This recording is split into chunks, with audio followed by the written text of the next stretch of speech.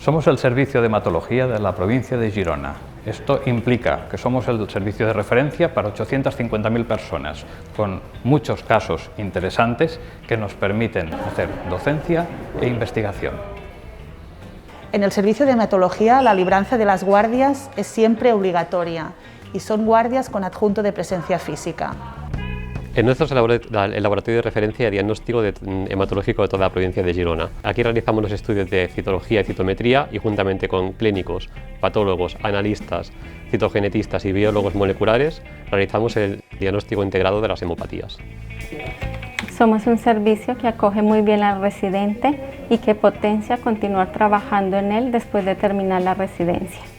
En la unidad de ensayos clínicos, los residentes podrán experimentar la labor de investigación que realizamos los hematólogos y los médicos, acercando la investigación clínica avanzada a la práctica clínica asistencial. Somos centro de referencia en enfermedades linfoproliferativas, hemostasia y trombosis. Somos un equipo joven y dinámico. ¡Os esperamos en Girona!